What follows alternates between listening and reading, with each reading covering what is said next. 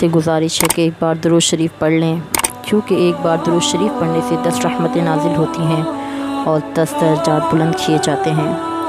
بسم اللہ الرحمن الرحیم۔ شروع اللہ کے پاک نام سے جو بڑا مہربان نہایت رحم کرنے والا ہے۔ تمام سامعین کرام کو حافظہ نادی انور کا خلوص بھرا سلام۔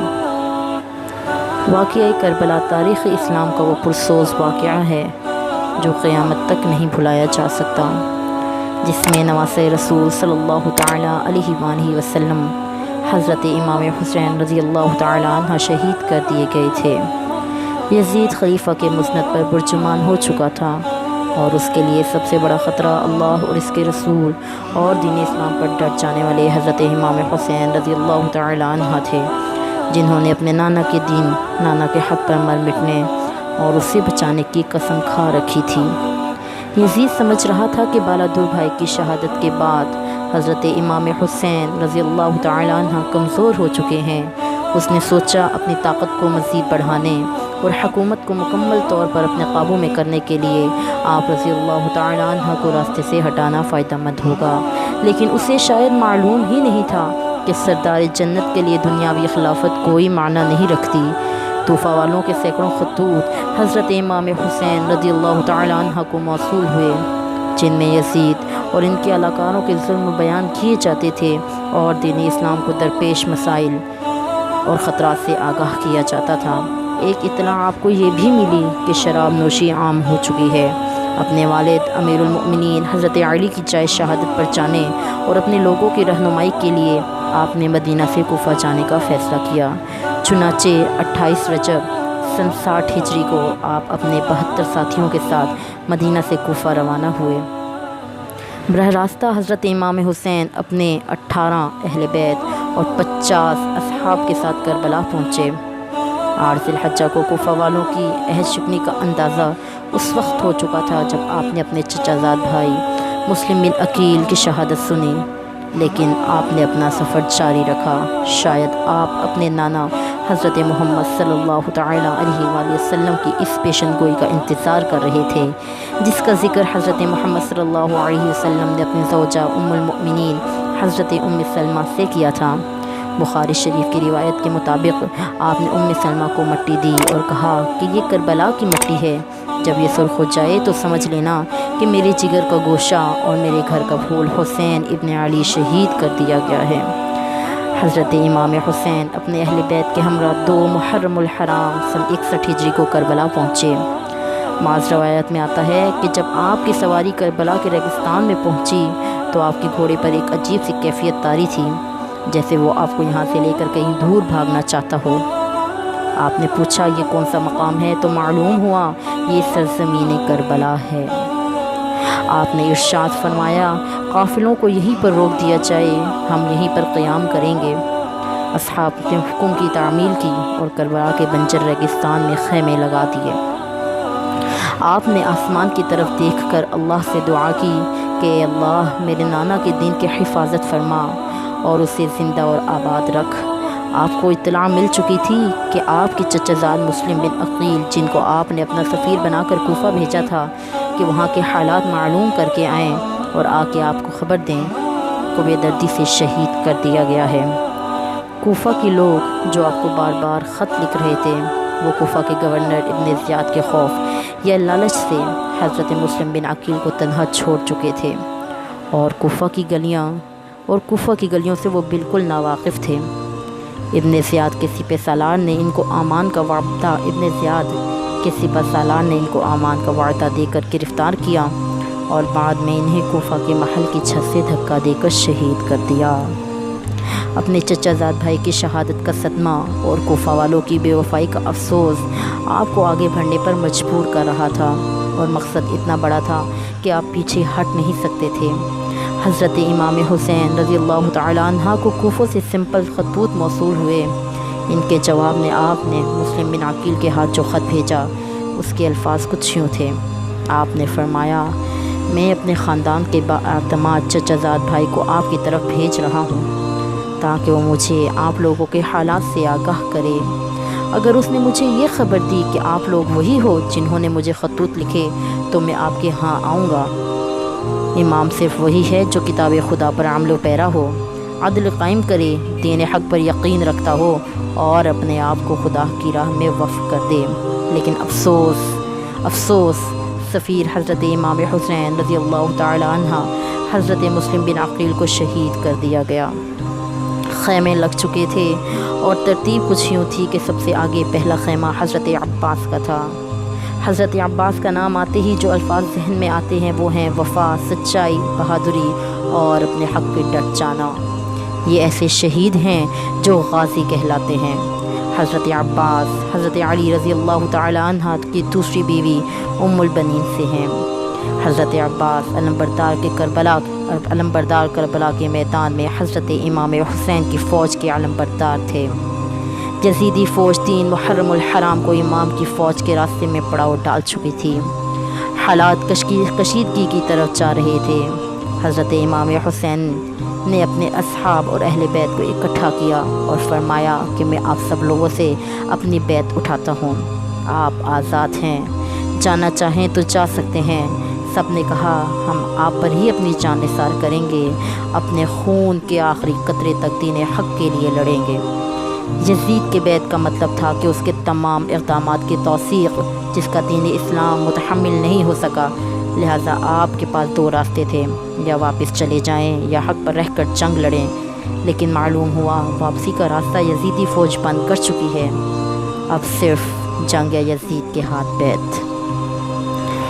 ابن زیاد غازی کوفہ سے حضرت امام حسین رضی اللہ تعالیٰ عنہ کو باغی کہلوا کر قتل کا فتویٰ لے چکا تھا اور اس نے مزید فوج کربلا روانہ کر دی تھی تاکہ یزید کی خوشنودی حاصل کر سکے۔ روایات کے مطابق حضرت امام حسین کے 72 افراد کے مقابلے میں ابن زیاد نے 4 محرم سن 61 ہجری کو بہت بڑی فوج کا لشکر لے کر کوفہ سے روانہ ہو گیا۔ حضرت امام حسین کے ساتھ یزیدی فوج کے مذاکرات جاری تھے۔ 7 محرم الحرام کو یزیدی فوج نے طاقت کے نشے میں مست ہو کر حضرت امام حسین رضی اللہ تعالیٰ عنہ کو پیغام بھیجا کہ آپ اپنے خیمے پانی سے اٹھا لیں، اور راستے میں یزیدی فوج کو بٹھا دیا گیا۔ امام نے پانی بند کرنے کا یہ ظلم اس لیے برداشت کر لیا کہ بعد میں لوگ یہ نہ کہیں کہ امام حسین اور یزیدی فوج میں تنازع پانی کا تھا اور جس پر لڑائی ہوئی۔ آپ نے ظلم برداشت کیا اور اپنے اصحاب کے ساتھ خیموں کو پانی سے دور لے گئے۔ تپتے صحرا میں سب لوگ پانی کی پیاس میں تڑپتے رہے۔ لوگوں نے پانی کی پیاس کا تقاضا کیا، لیکن یزیدی فوج نے امام پر پانی بند کر دیا۔ بچوں سے زیادہ دین اسلام کی فکر تھی۔ یہ کن ظالموں کے ہاتھ دین اقتدار آ گیا ہے؟ یہ لوگ ضمانت جاہلیت سے زیادہ خطرناک اور گمراہ ہیں۔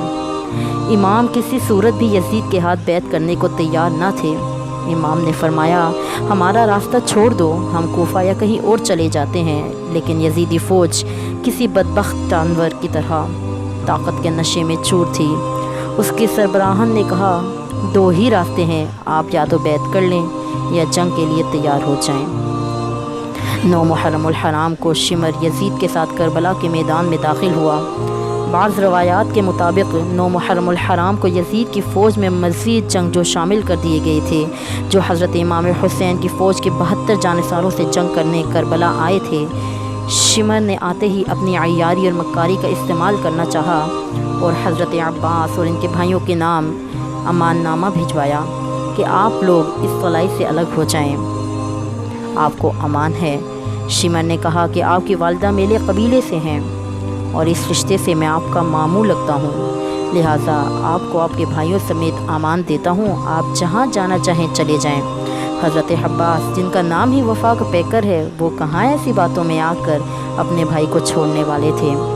آپ کی ماں کا ذکر آیا تو حضرت عباس نے شمر سے کہا او ملعون، اپنی ناپاک زبان سے میری ماں کا نام نہ لے، ان کی تربیت سے میں آج یہاں پر ہوں۔ 9 محرم الحرام کی رات حضرت امام حسین کو علم ہو گیا کہ یزیدی فوج آپ کا خون بہانے کے در پہ ہے۔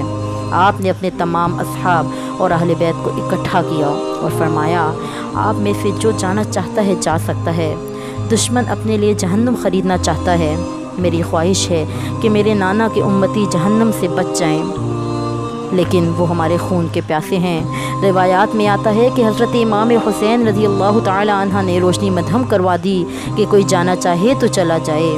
کچھ دیر کے بعد آپ نے اپنے باوفا بھائی اور ساتھی کو کہا عباس روشنی بڑھا دو، یعنی حضرت امام حسین رضی اللہ تعالیٰ عنہ کو یقین تھا کہ یہ میرا بھائی مجھے تنہا نہیں چھوڑے گا۔ 10 محرم الحرام کا سورج طلوع ہوا۔ تمام اصحاب اور اہل بیت نے تمام رات جاگ کر گزاری تھی، سب لوگ پیاس سے نڈھال تھے۔ 7 محرم کی شام کو حضرت امام حسین کے حکم سے حضرت عباس اپنے چند افراد کے ساتھ یزیدی فوج کو دھکیلتے ہوئے پانی کا مشکیزہ بھر کر لائے، لیکن 10 محرم کو فوج کئی گنا بڑھ چکی تھی۔ شمر راستے میں حائل تھا، پیاسے بچوں کی ڈوبتی چیخوں کی سسکیاں ماحول کو پرآشوق بنا رہی تھیں۔ حضرت امام حسین کی 4 سالہ بیٹی حضرت بی بی سکینہ پیاس سے نڈھال تھی۔ انہوں نے اپنے چاچا عباس سے پانی کا تقاضا کیا۔ حضرت عباس، بی بی سکینہ اور علی اصغر کے لیے پانی لینے نکلے۔ آپ کے ایک ہاتھ میں علم اور دوسرے ہاتھ میں تلوار تھی۔ آپ نے مشکیزہ اپنے پشت پر لٹکایا اور حضرت امام حسین کی اجازت سے پانی لینے چلے گئے۔ یزیدی دشمن گھاٹ لگائے بیٹھے تھے۔ علی زادی کی ہیبت اتنی تھی کہ کوئی سامنے آنے کی جرت نہیں کرتا تھا۔ یزیدی فوج کو پیچھے دھکیلتے رونتے ہوئے حضرت عباس پانی تک پہنچ گئے۔ آپ نے مشکیزہ پانی سے بھرا اور گھوڑے پر اپنے سامنے رکھ دیا۔ حضرت عباس تیزی سے خیموں کی طرف گھوڑا دوڑا رہے تھے کہ کسی تیر انداز نے تیر پانی پہ مارا اور پانی ضائع ہونے لگا۔ آپ نے اپنے مولا کا علم نیچے نہیں کیا، اپنی جان کی پرواہ نہیں کی، بغیر آپ نے تلوار والا ہاتھ مشکیزے کے پانی کو ضائع ہونے سے بچانے کے لیے استعمال کیا اور پرچم بلند رکھا، اور تلوار ہاتھ میں نہ ہونے کا فائدہ اٹھاتے ہوئے یزیدی سپاہی نے جو درخت کی اوڑ میں چھپا تھا تلوار سے ایک زوردار وار کیا اور جس ہاتھ میں علم تھا وہ بازو شہید کر دیا۔ حضرت عباس نے درد کی شدت کے باوجود علم دوسرے ہاتھ میں تھام لیا۔ تیر اور مشکیزے پر لگے پانی تیزی کی طرح ضائع ہونے لگا۔ اس فیصلہ میں آپ کا دوسرا ہاتھ بھی شہید کر دیا گیا۔ علی زادے کو بے دردی سے زخمی کر دیا گیا تھا اور آپ کے دونوں بازو شہید ہو چکے تھے، لیکن آپ ابھی بھی زندہ تھے۔ شاید اسی نسبت سے آپ کو غازی کا لقب دیا جاتا ہے۔ ایک بدبخت نے آپ کے سر مبارک پر بھی چھڑی سے ضرب لگائی، آپ کے سر مبارک پر چھڑی سے ضرب لگائی اور آپ شہید ہو گئے۔ ایک ایک کر کے تمام جانسار آپ پر جانیں قربان کر رہے تھے۔ حضرت امام حسین ان ظالموں کو آخر تک یہی ترغیب دیتے رہے کہ اے ظالموں کیوں اپنے لیے جہنم خرید رہے ہو، لیکن آپ کی ایک نہ سنی گئی اور ایک ایک کر کے آپ کے سبھی ساتھیوں کو شہید کیا جا رہا تھا۔ بالآخر آپ لڑنے کے لیے کربلا کے میدان میں اترے اور یزیدی فوج کی صفیں پلٹ دیں۔ نماز رسول صلی اللہ تعالیٰ علیہ وآلہ وسلم قہر بن کر یزیدی فوج پر ٹوٹے۔ 10 محرم الحرام کو عصر کی نماز کا وقت ہوا۔ آپ گھوڑے پر سے اترے، ریس سے تیمم کیا اور تمام کے لیے اور نماز کے لیے کھڑے ہو گئے۔ آپ گھوڑے پر سے اترے، ریس سے تیمم کیا اور نماز کے لیے کھڑے ہو گئے۔ دوبارہ غور فرمائیے کہ آپ گھوڑے پر سے اترے، ریس سے تیمم کیا اور نماز کے لیے کھڑے ہو گئے۔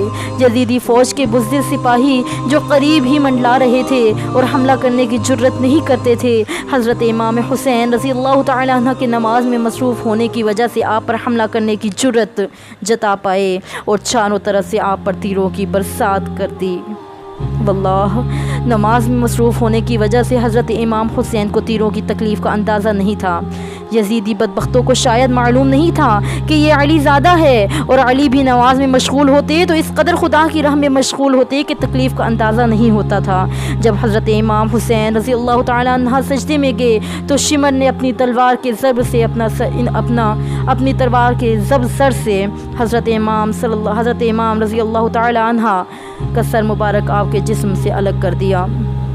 اللہ اکبر، اور اس کو نیزے پر بلند کیا۔ حضرت زینب رضی اللہ تعالیٰ عنہ یہ سارا منظر دیکھ رہی تھی۔ خیموں سے بیبیوں کے رونے کی آوازیں آئی تو یزید کی فوجیوں نے خیموں کو آگ لگا دی، خواتین کے سروں سے دوپٹہ چھین لیے اور سب کو قیدی بنا کر یزید کے دربار میں پیش کر دیا۔ آپ کی سماعتوں کا بے شک شکریہ۔ اگر آپ کو یہ بیان اچھا لگا، یہ واقعہ اچھا لگا جو کربلا کے حوالے سے ہے، تو میرے چینل کو لائک اور سبسکرائب کر دیں۔ جزاک اللہ